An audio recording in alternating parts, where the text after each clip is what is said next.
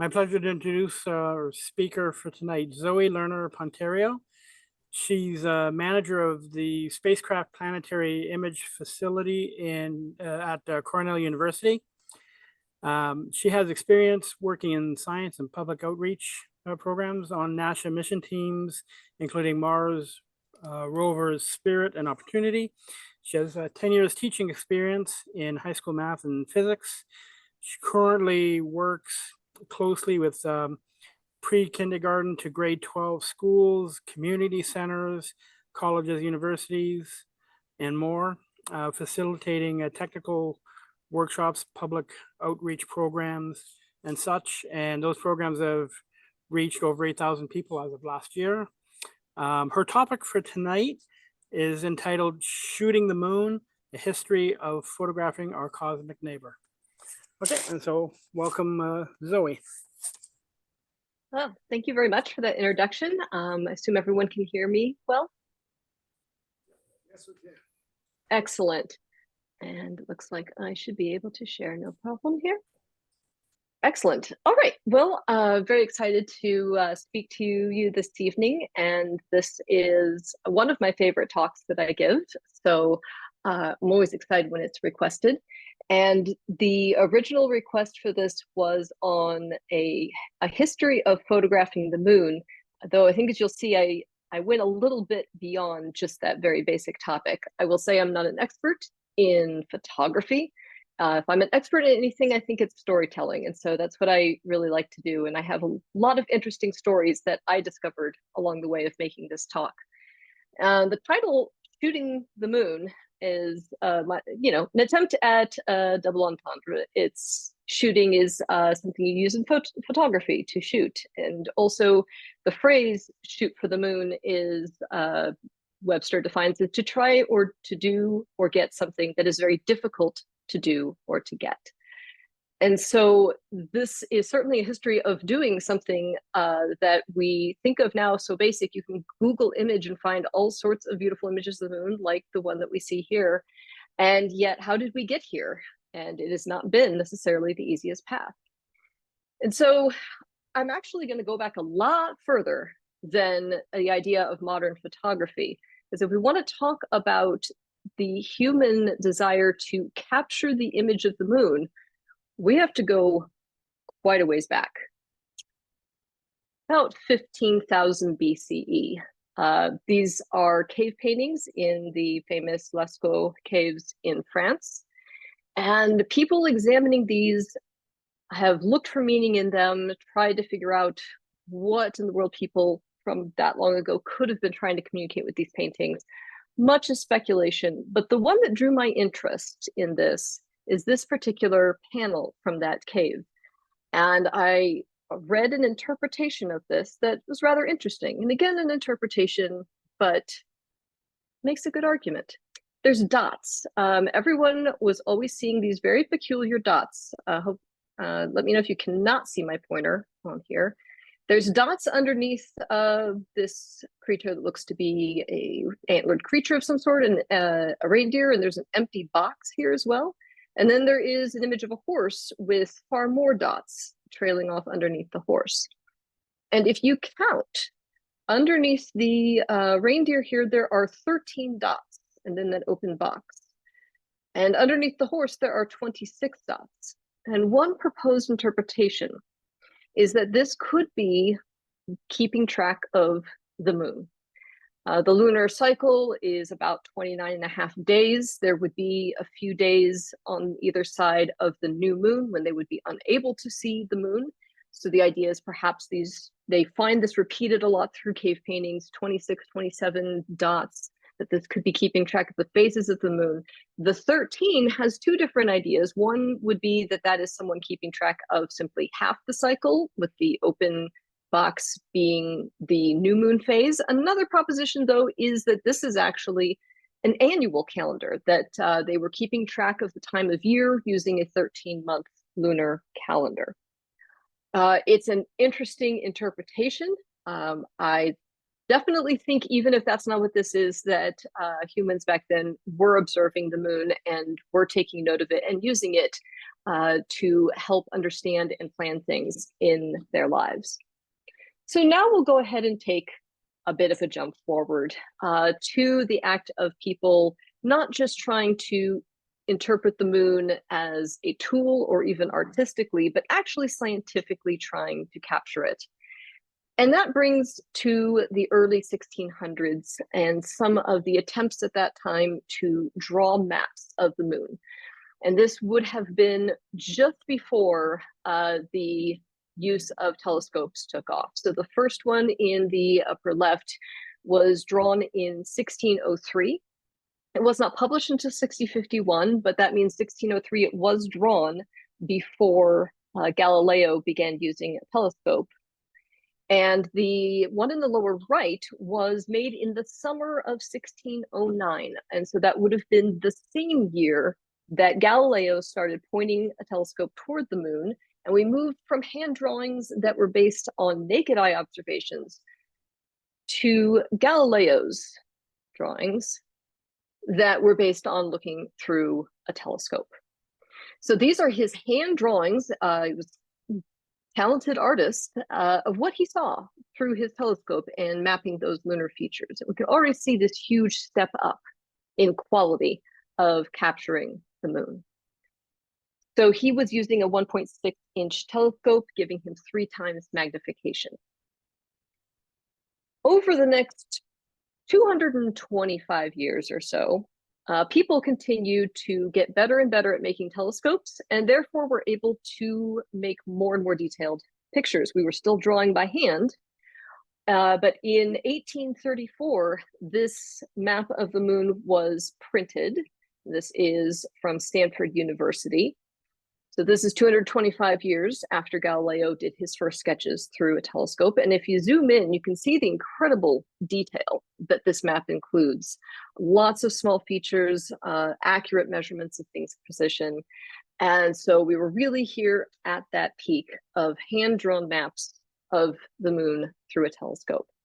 And this is now one of those places in the talk where we are again going to take a huge leap forward technologically, but this often happens to correspond with a huge drop in quality because new technologies are just that. They are new. So 1834, this map was drawn. And then at the same time, we had the beginnings of photography. This is, as far as we know, the earliest evidence of photography. This is a plate that was dated between 1826 and 1827, so about 10 years before that moon map.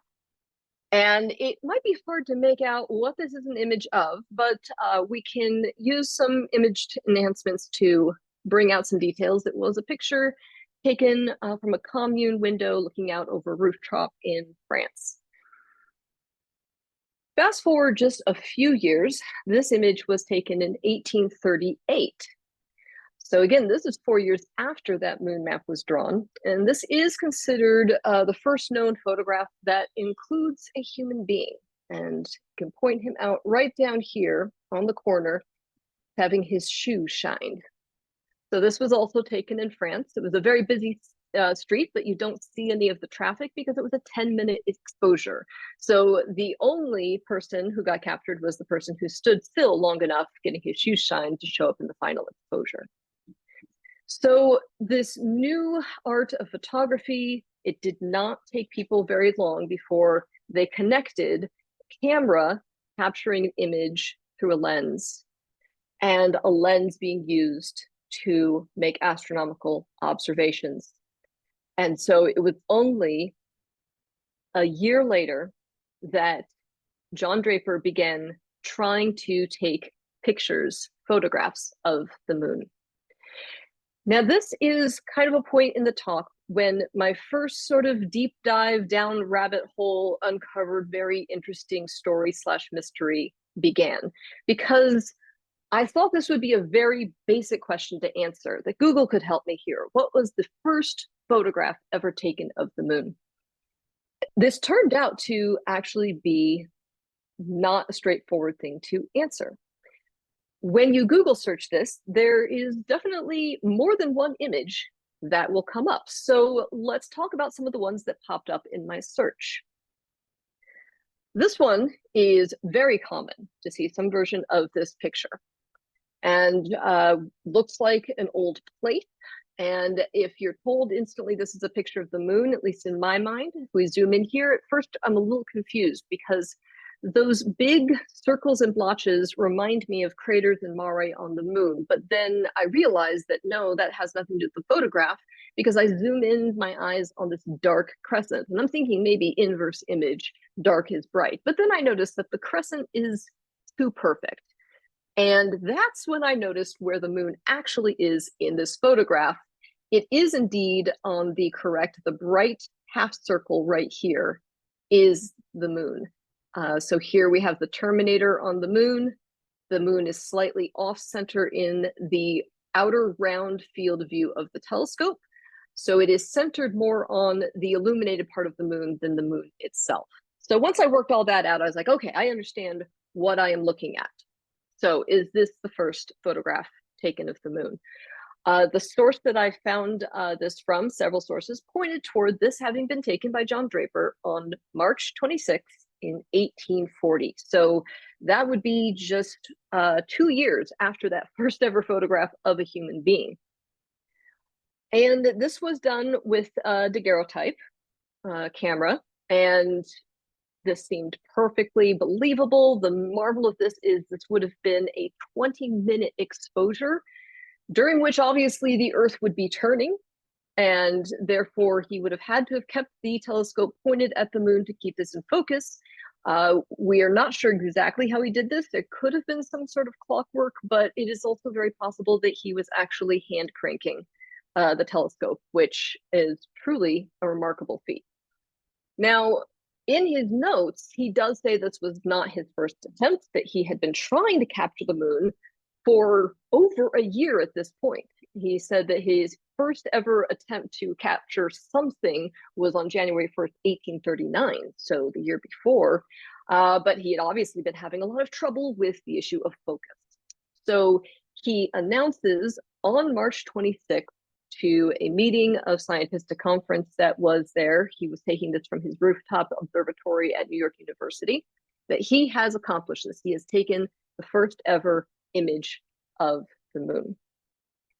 Except that this was a bit strange because March 26th was also the date that was said to be the taking of this photograph. So I was thinking, did he take this photograph in the wee hours of the morning and then run off to this conference to announce what he'd done? And it isn't clear from that announcement that he actually showed an image to the conference, but merely that he told them he had done it. Now, as I said, more than one image came up in my search. So another image that popped up a lot in my search was this one. And this certainly looked like a lot better quality, staring at it for a while. And this one was also attributed to John Draper, but with a date of March 23rd, 1840, which would have been 3 days before he announced this to the conference. And that actually made a bit more sense. And except I was suddenly then staring at this long enough to notice something, that if you take this picture and you take the other picture and flip it around, it becomes pretty obvious that these are the same picture and that one has that blotching damage and the other does not. So now I'm trying to figure out, okay, where do both of these come from? I start to convince myself that the one on the right is someone's attempt to do a digital cleanup of the original one on the left. And if you had listened to me give this talk the last time I gave it, probably in the matter of a few months ago, this would have been kind of the end of the story, but I can't leave well enough alone. And every time I'm about to give a talk, I always look through it again and ask myself new questions and maybe ask, could I have dug a little deeper into this? So I went ahead and dug down this rabbit hole a bit further and found something interesting that now you get to be the first to see what I found. So I found this. This is on a website by the Met. The Met claims that they have this original plate and that it was on display until 2019. And in the caption they have with it, it doesn't say when the picture was taken, but it does read on March 16th, 1840, John Draper wrote in his laboratory notebook, "This evening I exposed a prepared plate to the moonbeams, which had been conveyed by a double convex lens." So March 16th, perhaps, instead. So now I've got yet another image with yet another date. Of course, staring at it for not too long, I started to notice something, that this one would be inverted, and that crescent shape looked awfully familiar. And so, sure enough, this is still the same image. But this to me started an even bigger mystery, because the one on the right was told to, like, well, it was damaged over time, but the one on the left that the Met says they have does not look damaged. So is it a reproduction, or is the other one a copy that was damaged? The hunt goes on to figure this out. If I'd had more time, and I might do this, I might even reach out to the Met to interview them about this folding that they have, because clearly it's in better quality than the one that shows up the most. But this still leaves us with the big question that maybe most people don't care about, but I'm a stickler for details. When was this picture taken? Obviously 1840, but was it on the 16th, the 23rd, or the 26th of March? Thankfully, I thought of a really easy way to check this. And I wonder if anybody here wants to offer an answer over voice or over chat, if they also can think of a really quick way to check when this picture was taken between those three dates. Anyone? You'd check it with Stellarium and just back up to those dates and see where the moon phase comes out. Absolutely, moon phase calculator. So I did exactly that. So with great reveal, I first tried March 16th. No, moon was in waxing gibbous, nearly full. So he may have said in his notes that he did it that night, but that's not what this picture is. March 23rd, waning gibbous. That picture is pretty clearly a last quarter. So that leaves March 26th as when he took the image. So we can certainly take the museum's image and do a little invert and grayscale on that, which I did in Photoshop. And yep, that really does check out. I even started to be able to match up in my mind some features. This ridge right here being the edge of the mare here, even matching up this crater down here with this crater here, seeing these cratered northern area matching there. So yes, the interesting thing I leave the story with is we still know for sure that he announced that he had taken this picture on the 26th. So he ran out pretty quickly and made this announcement. And this is probably not the first photograph of the moon. It is almost certain that there are many that came before this. We know that some of his early prints were lost in a fire. Some have been lost to time. The one thing, when you try to do dives into history, you have to remember that most of it has been lost to the past. But as far as we can tell, and as far as I've been able to tell, this is indeed the earliest photograph of the moon that we still have. One other one that popped up a lot in my Google image search was this one, which of course looks of far better quality. And so didn't take me too long before I tracked down that this is not considered the first. This is obviously after he practiced some more, but it does appear to be taken just later that same year. So he was getting better fast. He was really committed to this, so committed that he passed on this hobby to his son, Henry. So Henry Draper continued improving upon his father's techniques for photographing the moon. And this image was taken by Henry on September 3rd, 1863. So 23 years later, and Henry's making improvements by leaps and bounds. Now, this is a really cool photograph, though, because you can put it side by side with that first one. And I don't know if Henry actually meant this particular one to be anything other than by chance the same, almost the exact same phase of the moon. But you really can, again, make those lining up of certain features So like father, like son. Time continues on for another 100 years after this, and by the 1950s, we had continued to improve both telescope and camera so that pictures of the moon like this were becoming very common. This one was taken at the Mount Wilson 100-inch telescope sometime in the 1950s. But something else was going on in the 1950s, and we were nearing again one of those giant leaps forward in technology, corresponding to an equally dramatic drop in quality, which is that we were no longer going to be earthbound in taking our photographs of the moon. We were actually going to go there. And so on January 4th, 1959, we had our first ever photograph taken of the moon up close by the Soviet spacecraft Luna 1. Now, again, I always dig a little deeper every time I give a talk. And the very first time I gave this talk, this was not the picture I showed as the first picture taken of the moon up close by a spacecraft. I showed this one, and I had to correct myself that this actually was predated by the other one. This one is very notable still, though, because it was taken in October of 1959 by Luna 3.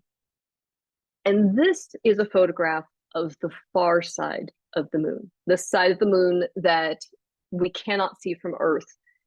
And so as grainy as this is, and possibly unimpressive at first it seems, this is a moment in time where this thing that humans had been looking at from before we were human, just the same thing every person had seen. And this was a view of it that no one had ever seen before. And also for a science perspective, even in this low quality image, it was obvious that the far side of the moon was different, that there weren't vast dark mare like we see on the near side.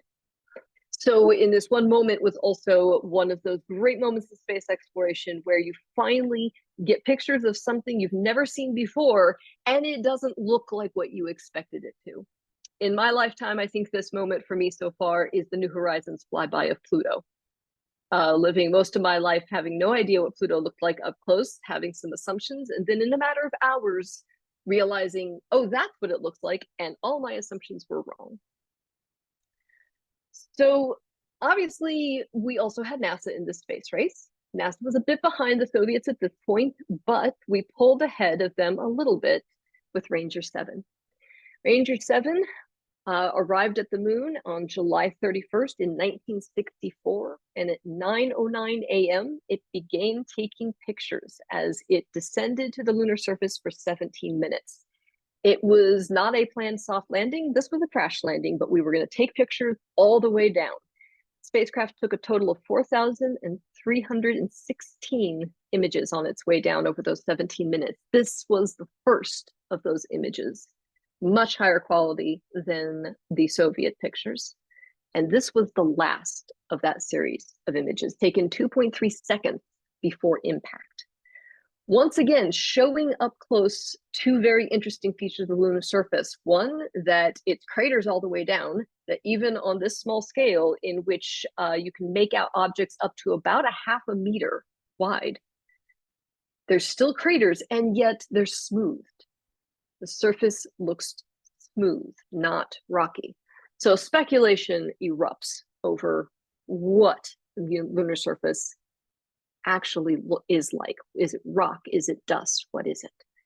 The place where Ranger 7 crashed was renamed to Mare Cognitum, which means the sea that has become known, as the first time we ever saw the lunar surface up close. Well, the next step, obviously, is to land and survive that landing and take a picture of the lunar surface while sitting on it. And here's where the Soviets pulled ahead again, because in February 1966, they sent their Luna 9 lander. So this was going to be an attempt to soft land on the moon and return data from the surface. Now, NASA and the Soviet space program had two very different approaches and cultures when it came to things. NASA was, for the most part, very public with its successes and failures, whereas the Soviet program was much more, let's let people know we've done something once we know we're successful. However, spacecraft out in space emitting radio waves back toward Earth, it's not a person-to-person call. It's not a laser. Anybody can pick up those radio waves. So, of course, everyone was listening. Everyone knew about this spacecraft. And in particular, the people at the Jodrell Bank Radio Telescope in England were definitely listening to the signals coming from this spacecraft. If for nothing else, to figure out what happens to it. Did it survive? Does it send back any data? According to their telemetry, it hit the lunar surface at 13 miles an hour. And from what they knew of spacecraft, they concluded, yep, it's dead. That's a crash landing. And kind of shrugged and said, well, I guess that, that's it for that. And we're about to turn the telescope elsewhere when suddenly signals started coming down. Because what they didn't know was that this was the first ever use of the airbag landing system. Right up here, we see this, what looks like a punching bag. The actual lander is encased in that airbag that could protect it when it impacted the ground, so that after it did, it safely opened. So this is also how we used to land things on Mars. How my rover Spirit and Opportunity were landed on Mars. Not my favorite way to land things. It's terrifying when it's your thing that's landing, and I'm very glad we don't do it anymore. But yes, the people at Jodrell Bank were very surprised that this thing was still sending back signal from the surface. Now, they could tell parts of the data were an image. They were very excited to see that image, obviously, but they weren't completely certain about the particulars of the encoding. But they were like, we can figure this out. We can get it. And they said, what would really be fun is if we release this image before the Soviets do. We release it, we get the notoriety, we get scientists buzzing about it. And so even though this is a Soviet mission success, we kind of steal their thunder a little bit by releasing it. So they process the image and boom, they put it out there, news cycle everywhere. And wow, does this look weird, right? The surface looks very kind of grainy, and we've got these like things that look like pillars coming up out of it, and speculation abounded. What was truly fascinating in how this unfolded was that many different scientists who had different theories about what the lunar surface was all claimed that this picture supported their hypothesis, even though they were completely different. So, for instance, Tommy Gold here at Cornell had claimed that the surface of the moon was a dust bowl, and he looked at this and said, yep, that's exactly what I see there. You're seeing the dust bowl, you're seeing those clumps of dust that are sitting on the surface. He also assured us that this spacecraft was sinking down into this dust and would soon be completely buried, having sunk through the lunar surface. Gerard Kuiper at the University of Arizona, though, he maintained that the surface of the moon would be bare, dust-free bedrock. And he said, obviously, this image supports my hypothesis. That's obviously bare bedrock there. Then you had Hal Mazursky at the US Geological Survey, who had the theory that the surface of the moon was volcanic. And he looked at this and said, that is very clearly your classic crinkly Hawaiian lava flow, jagged rocks that you would expect to see there. So they all saw what they wanted to see in this very strange looking photograph. Another fun thing happened, and it is that Hal Mazursky was being interviewed by a member of the press. When he mentioned volcanic rock, the eager reporter said, wait, you said the surface is volcanic. Isn't that where gold is sometimes found on Earth? And Hal distractedly nodded like, yeah. And that turned into the headline that we'd found gold on the moon. And this is why I recommend that all scientists go through media training, because that's exactly how easy something like that can go wrong. However, this whole thing had gone a bit wrong because the folks at Jodrell Bank had incorrectly guessed the encoding. And what they really got wrong here was the aspect ratio of the image. So the Soviets still kind of had the last laugh, because when they eventually released their photo correctly showing this scene on the surface of the moon, which somehow didn't look so dramatic and pretty much looked like a rocky with some dust kind of surface. And so no gold. at least not real gold, but scientific gold, because now we had that first image of the surface from the surface. And unfortunately, this didn't play out though as far as the press, because when this came back and it was just, well, it's just a rocky, dusty surface and no gold, everyone was kind of bummed and didn't think this was quite as exciting as truly it should have been taken. So now we move forward with the space race, and we're coming back to the US, to NASA. And on August 23rd, 1966, Lunar Orbiter 1 started taking images and sent back this image. And this is another one of those, you've probably seen this image. And it's the first image we have of that Earthrise, that picture of Earth from orbit around the moon. And it looks, again, suitably bad, right? Grainy, stripy, you know, the kind of thing you expect from that day. Except that that really does not tell the whole story, because Lunar Orbiter 1 had two different cameras. This was taken with the wide angle camera, which was its lowest resolution setting, but it also had a narrow angle camera on board. And the image of this taken by that camera is far more impressive and really stands up even against modern space photography. You can see the texture on the clouds of Earth. It's beautiful. Now, this image quality was possible because of the way that Lunar Orbiter took images. One of those things that I remember long ago wondering was, how in the world did we get images back from spacecraft before we had digital photography? Obviously, if you're going to send an image through a radio signal, it has to be digital, right? These spacecraft do not come back. They don't bring back film that we then develop here on Earth.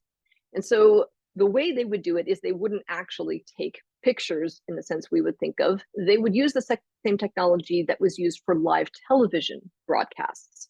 So not something that was ever going to film or a image file as we would know today, but something that was going directly from receiving the light signals, transmitting them into radio signals. So nothing was being stored on board. But Lunar Orbiter did it differently. Lunar Orbiter actually did take film and did take pictures that it then had an onboard developing mechanism with all the chemicals and movements needed. It carried its own little darkroom, and it developed the film on board and then used an electron beam to scan the developed image and transmit that back to Earth. So while those prints never came back to Earth, they were definitely the first photographs ever developed in space, possibly still the only photographs ever developed in space.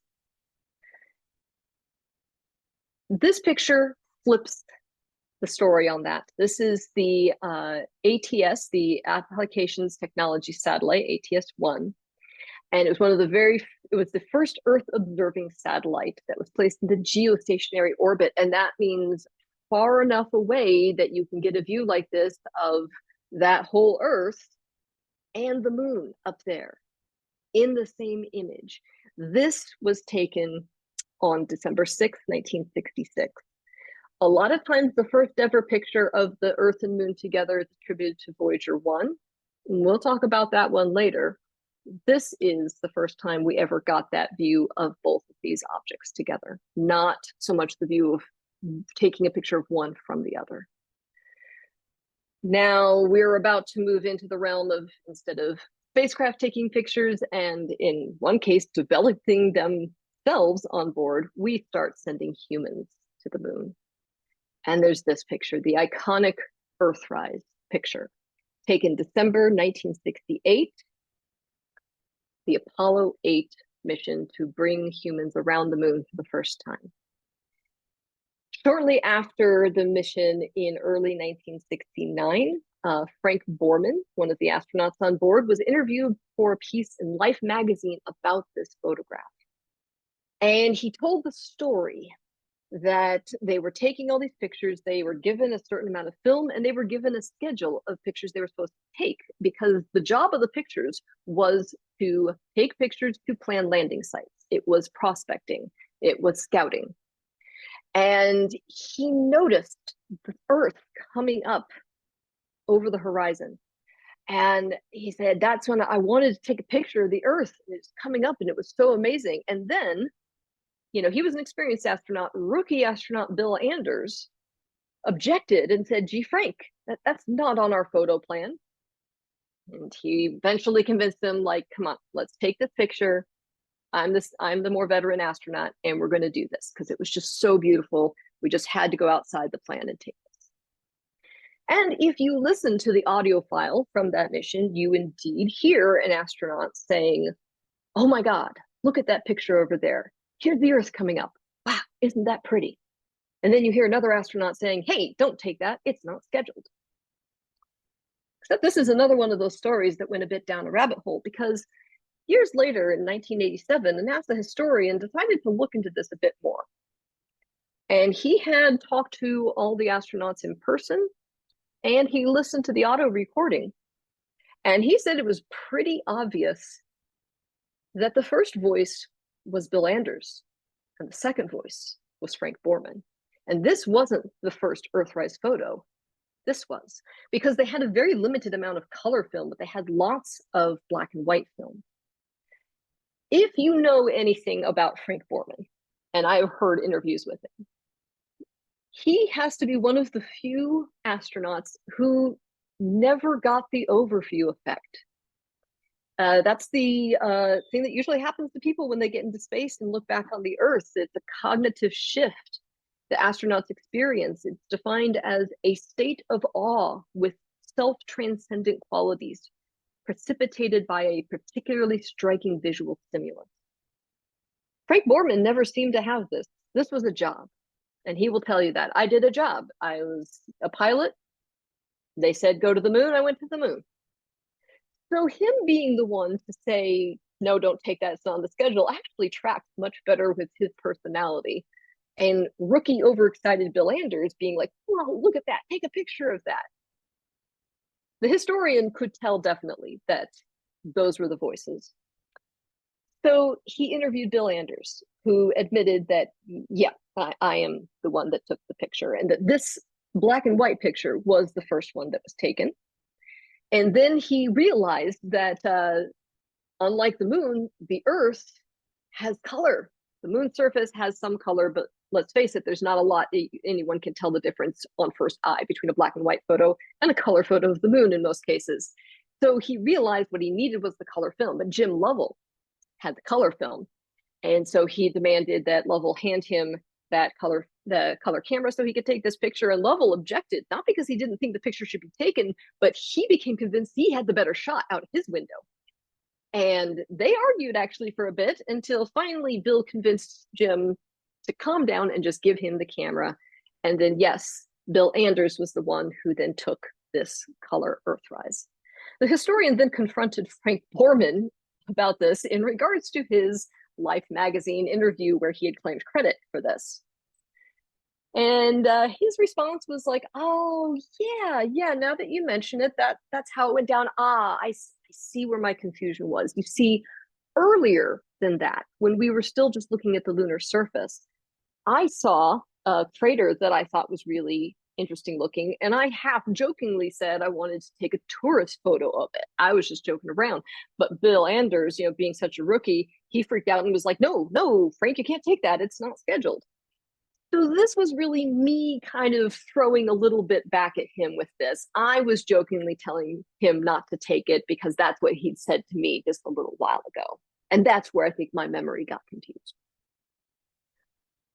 We do finally know the truth that this was indeed Bill Anders who took this photo. And to hear him talk about it, I'll read his quote.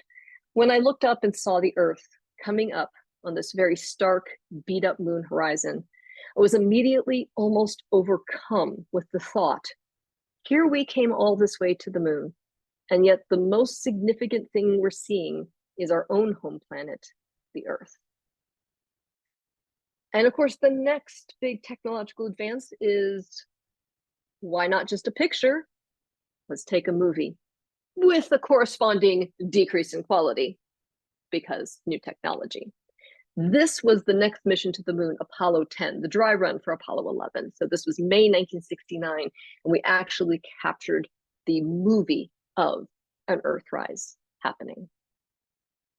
This one is simply attributed to the Apollo 10 crew. We do not know who actually took this footage, and considering all the other story I just went through with Apollo 8, maybe that's the best. But the astronauts were Thomas Stafford, John Young, and Eugene Cernan. And now, of course, we know what happens next. Apollo 11, landing on the moon, and a whole bunch of firsts, like a first everywhere you turn around, almost every picture a first. Here is the first photo taken by an astronaut standing on the moon, taken by Neil Armstrong. Here is the first photograph taken of a person from standing on the surface of the moon, Armstrong taking a picture of Buzz Aldrin getting ready to come down out of the lander. Here is the first photo ever taken of a human being standing on the moon, again, taken by Armstrong. There is Aldrin. Here's the first ever image taken of the Earth by a person who's standing on the moon. This one taken by Buzz. And this iconic picture taken by Neil Armstrong, the first photo ever showing two astronauts on the moon, by the nice little trickery of seeing Neil in the reflection of Buzz Aldrin's helmet. Now, one thing you might have noticed is I just mostly said Neil Armstrong taking photographs, because 122 photographs were taken on Apollo 11, and most of them were taken by Armstrong. He appears to have been the cameraman, which means I searched through all of them. This is the only photograph of Neil Armstrong on the moon, if you don't want to count the previous one where we see his reflection in Aldrin's helmet. So there he is, Neil Armstrong on the moon, only photograph in existence of that. Now, unfortunately, the Apollo program did not continue past 1972. And for a while, even interest in the moon altogether fell apart as far as spacecraft, and then was reignited almost 30 years later. So we suddenly saw more interest in sending spacecraft to the moon and imaging the moon. And here we have our first ever images of the poles of the moon, with the moon being, of course, tidally locked with the Earth. Just like the far side, the poles are not an easy thing to get a viewpoint on. These were taken by the Clementine spacecraft in 1996, and then later followed up with the Lunar Prospector in 1998. But let's also keep in mind that NASA is not the only space agency and not the only interest in the moon. And so we now have this, which it is a video, if you notice, it in real time. And this is taken by the Kaguya Japanese spacecraft in orbit around the moon, November 7th, 2007.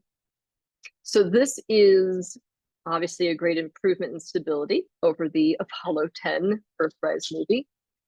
And really just, I don't know, I can just sit and watch it all day. So there is our modern image. This is also unique in that this is actually in a polar orbit. So we're coming up over the south pole of the moon for this image. And so we can see a still from this. The thing about the moon when it comes to remote sensing is the moon is an airless body, which means you can orbit and get very close to the surface without having to worry about air drag. And so you can get these kinds of shots where instead of looking straight down, like you typically do taking pictures of Earth or Mars or many of the other bodies, you can take these oblique views. And I think no one does it better than Lunar Reconnaissance Orbiter, which has been around the moon now for more than 10 years, taking lots of these pictures that remind me more of aerial drone images of the surface of Earth rather than orbital images. The spacecraft appears to just kind of be floating over the lunar surface, not really making me think of like being in space in orbit. And pictures of these hills, pictures of craters on the rims of craters, and this one of the more iconic Lunar Reconnaissance Orbiter pictures, the boulders on top of that central peak mountain are about the size of houses. Now, I said I was going to come back to this image that, remember, was taken in 1966. And I said that a lot of times the first image of the Earth and Moon together in a photo is attributed to Voyager 1. So this image was taken from 22,300 miles away from Earth and 270,000 miles away from the moon. This is that Voyager 1 image that people mention as the first time. Now you can see the difference here, that this is the first image when we got the entirety of both the Earth and the Moon in an image. And to do that, you have to get a lot farther away. This was taken September 18th, 1977, from a little over 7 million miles away. If you're wondering about where things are, the spacecraft was directly above Mount Everest when this was taken. So that is the eastern part of Asia right there. This picture was the first one obtained by NASA's Deep Space Climate Observatory, or DSCOVR.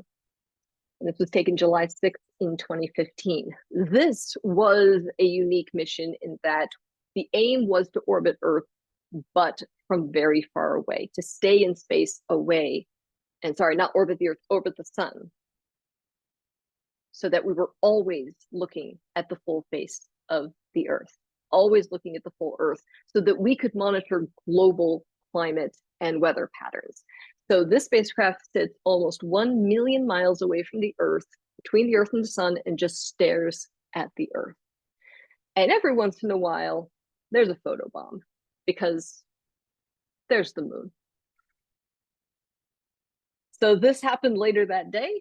It was a new moon, and yeah, the moon came into view.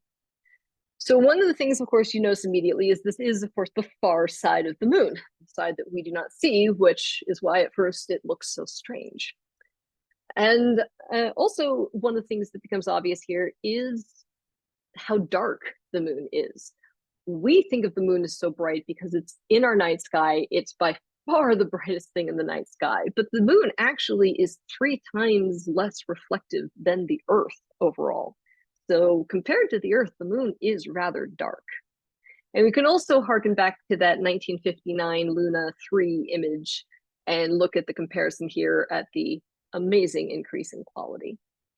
So now we're going to enter this final part of the talk where we're going to start to drift away. We're leaving Earth and the moon and trying to take a more and more back up view of things.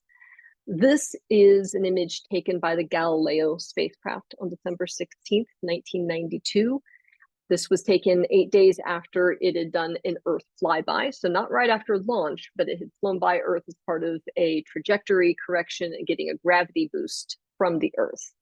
Again, the moon was artificially brightened in this image so that it looked more on par with the brightness of the Earth. And this was taken from about 4 million miles away from the Earth. This is a great series that was taken by the Juno spacecraft October 9th, 2013, during one of its Earth flybys.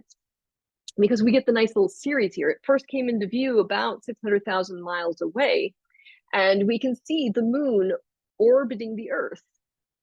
And we suddenly realize, oh, wow, yeah, the moon gets kind of far away from the Earth. And so all these pictures we've been looking at happen to be where the Earth and the moon were kind of lined up.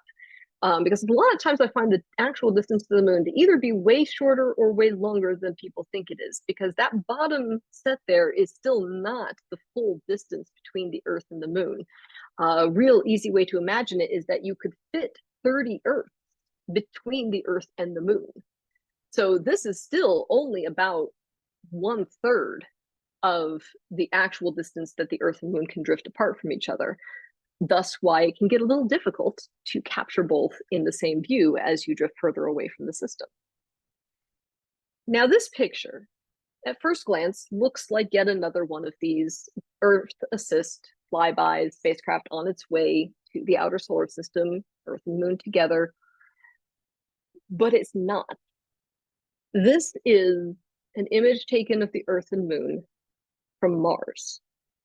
This image was taken with the high-rise camera on board the Mars Reconnaissance Orbiter. This is taken from about 100 million miles away. This camera is so good that it would be able to see you on the surface of Mars. Its resolution goes down to about 30 centimeters per pixel, so a foot per pixel. And we can see our spacecraft and lander on the moon. I'm sorry, on Mars with this camera. And that's impressive enough, but then turning it back here and capturing a picture of the Earth and the moon where you can see features on their surfaces from another planet. Thinking back to looking and taking pictures through telescopes from here on Earth is really quite remarkable. And that brings us to the very edge of this venture, which was the Cassini spacecraft at Saturn, almost 1 billion miles away from Earth. And in this picture, with the sun behind Saturn, we can see a tiny blue dot right there, just inside the faint outer ring, just outside the main ring system. That was taken on September 15th, 2006. Now, yes, the famous Voyager pale blue dot image is taken from much further away from this, taken from outside of the main planetary orbits. But you can do something with this image from Saturn that you can't do with that, which is if you zoom in, you can indeed make out both the Earth and the moon from almost 1 billion miles away. And so this, as of right now, is the farthest ever image taken of the moon. And with that, I will just end with this video, which I'll just leave playing. You can find this on YouTube. And it's not actually pictures of the moon. They took all of the imagery and the data obtained by the Lunar Reconnaissance Orbiter, which has been, again, mapping the moon and making detailed measurements of altimetry, and was fed into a graphics computer to create a full-scale CGI moon, which allows you, as a CG artist, to play around with things like, where's the sun coming from? And so this video is showing this sunrise on the moon much faster than it would actually happen in real life. Let's keep in mind that the moon rotates the same rate it orbits. So a day on the moon is 29.5 Earth days. Quick little math in the back of your head tells you that sunrise lasts about an hour. But we can speed that up and look at these beautiful images of the moon. And I don't know if my sound is working, but there is Clair de Lune being played in the background. This visualization was premiered in 2018 at a live performance of the National Symphony Orchestra Pop at the Kennedy Center for Performing Arts in Washington, D.C. as part of a celebration of NASA's 60th anniversary. So with that, I will take questions.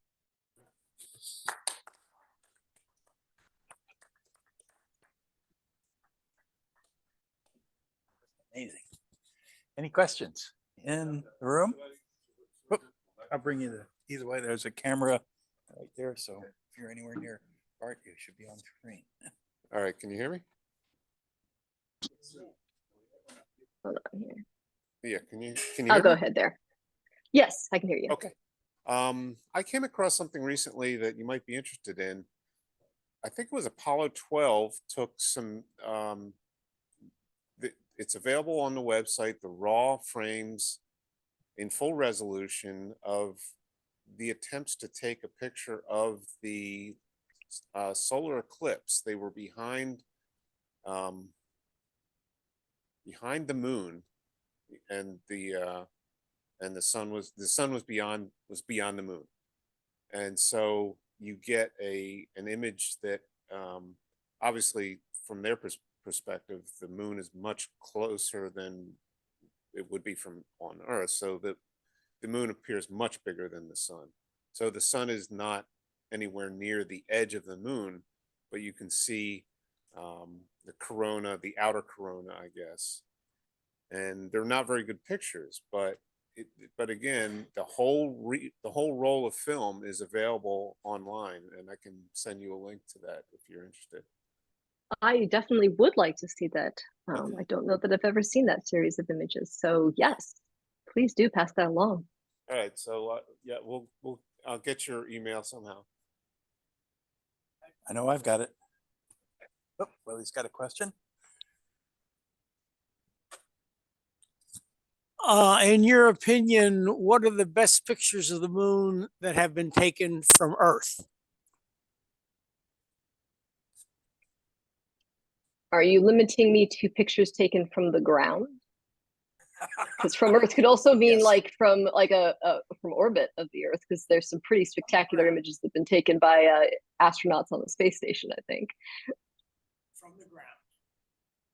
That Yeah, he says qualifies from as the being ground. still from Earth, from the ground. I don't know of one that like springs to mind, honestly. Possibly with the exception of that, first John Draper image that, horrible quality, but just marveling at that step of, hey, we've got this brand new thing, a camera. And what they had been doing up until then was basically using camera obscura, having a hole in a box and just making that your whole room and sketching onto a piece of paper, and then be handed technology to capture an image, not an interpretation by a person, but that capture in time, and how little time it took from the first photograph to, hey, let's point that at the moon. I think really speaks to how important that is in our night sky. And so that one's the only one that really stands out in my brain as one taken from the ground. But like I said, I'm quite partial to the ones like from my opening slide that show it pictured from orbit around the Earth. If you have a favorite, by all means, share it with me. I'd love to see if people have a favorite image of the moon taken from the ground. I do know that like my least favorite is whenever I try to take a picture of it with my iPhone. That just doesn't work, does it? Nope, not the same. I was curious, what do you think the next technology is that sets us back in terms of image quality, but will essentially bring us forward in the end to something even more interesting? Ooh, that is a good question.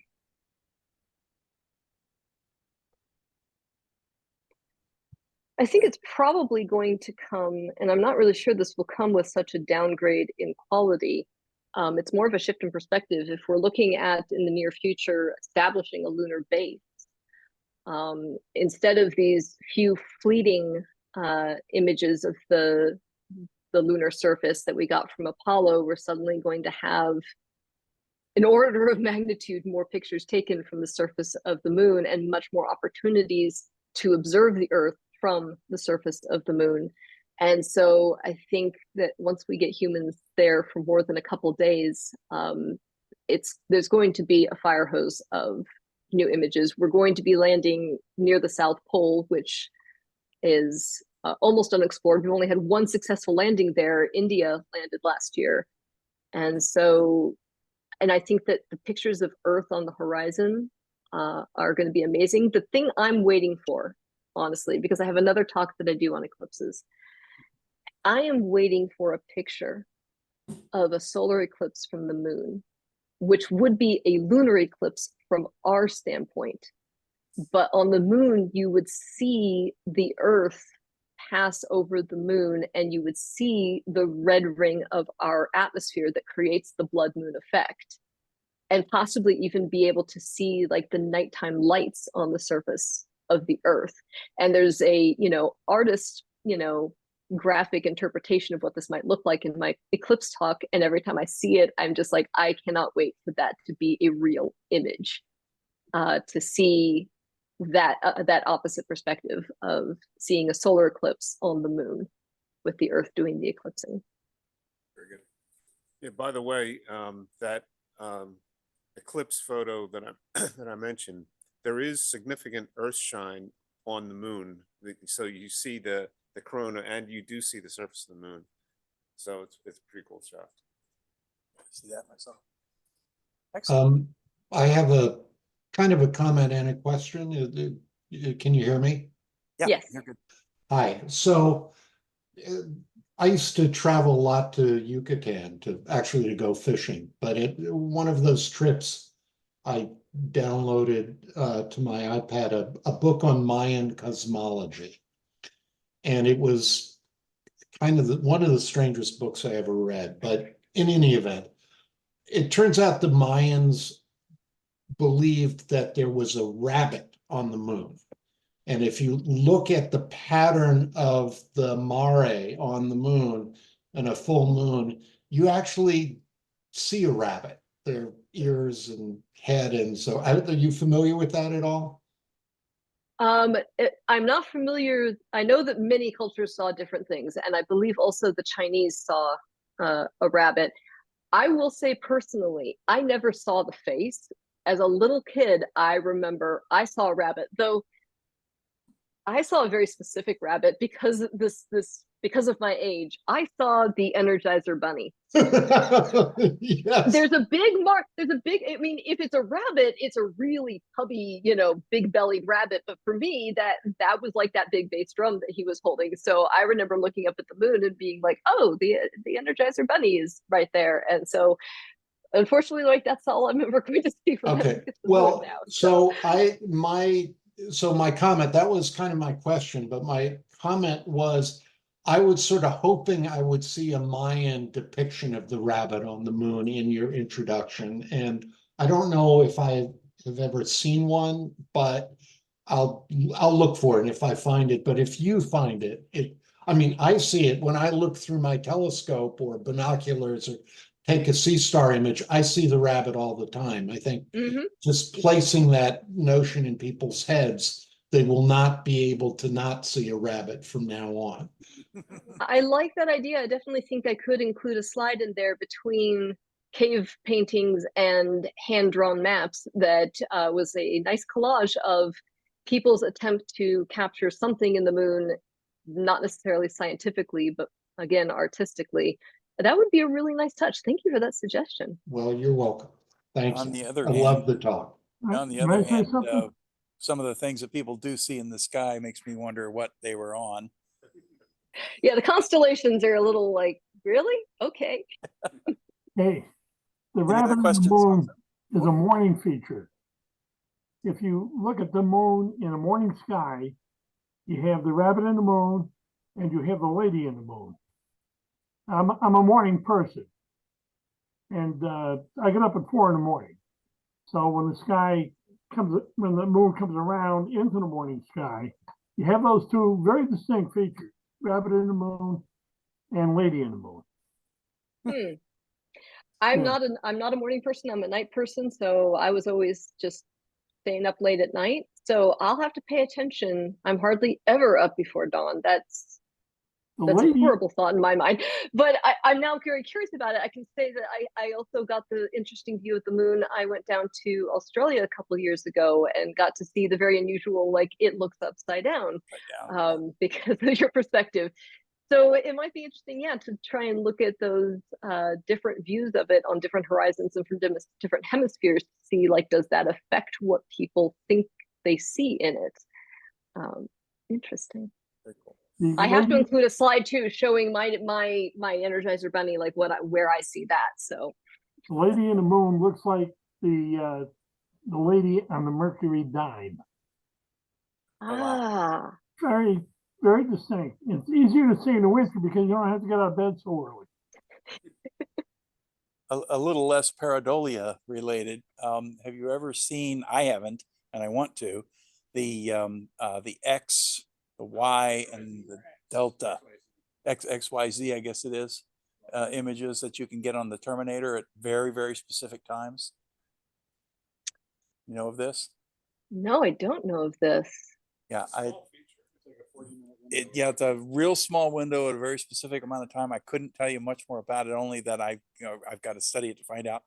Right at the Terminator, the sunlight is just kissing certain craters in exactly the right way. And there are a few images you can pull up on the web with X, Y, Z, and I thought it was a Delta, but the other things that wouldn't normally be expected. And I've got to figure out how to do that. Challenge. Further questions in the room? Any further questions on Zoom? All right.